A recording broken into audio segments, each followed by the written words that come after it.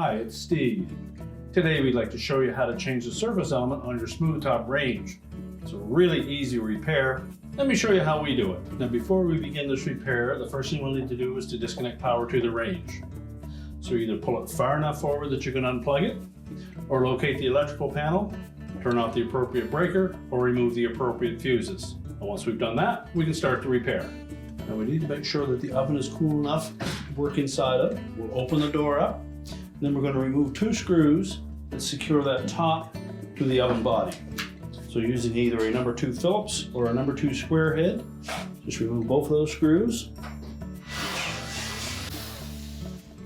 And then close the door up. Then grasp both sides of that top. And just pull it back towards you. Once it's back about a ½ inch, you should be able to lift up on the front and tilt the back out. And then we'll set that whole top aside. Use caution as it is a glass surface and we don't want to damage it. Now next we'll select the defective element and we need to separate that from the sub top.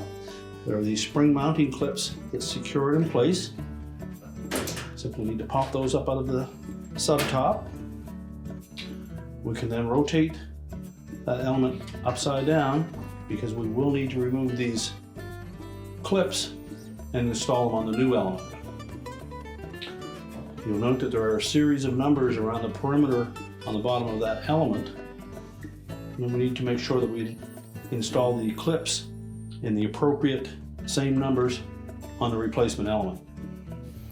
Now to remove those clips from the element, we're going to take a pair of needle nose pliers, and there's a small sharp pointed end that fits down into those individual holes, and we need to pull that back enough to pull that out of that hole.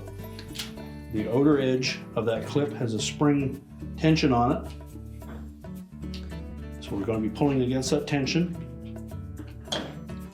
just enough to release it. Do the same on the opposite side. Now for now we're just going to tilt that element safely out of the way. Now we need to use caution when working with the replacement element. This material is fairly brittle, so we don't want to damage that. We'll just lay it face down.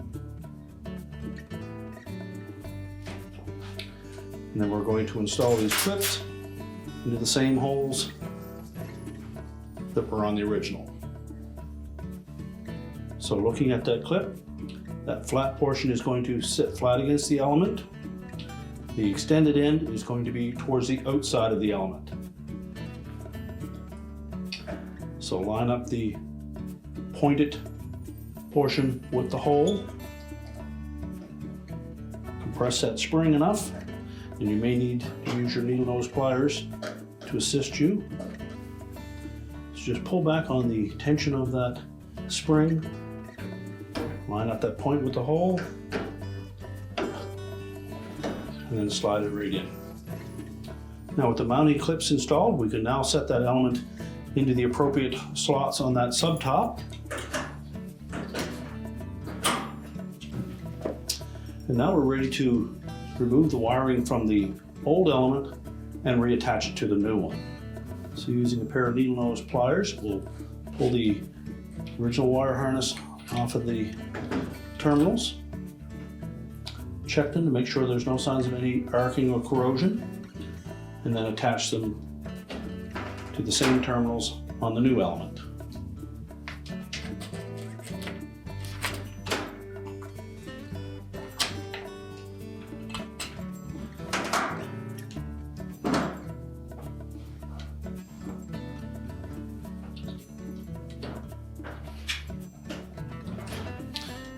If they appear a little loose, we're simply going to just tighten those up slightly with our needle nose pliers.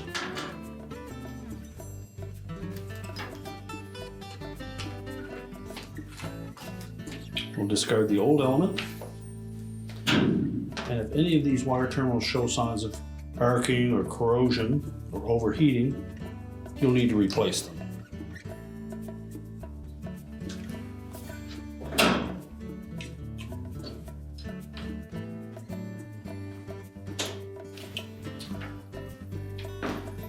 Make sure the harness is not interfering with any component.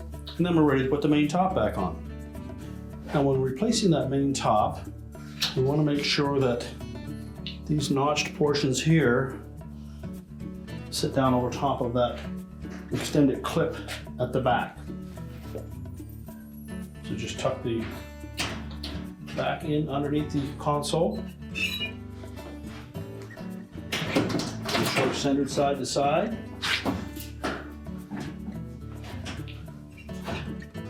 And slide it in so that both sides lock at the back. You should not be able to lift up on it. We'll open up the door and reinstall the screws at the front.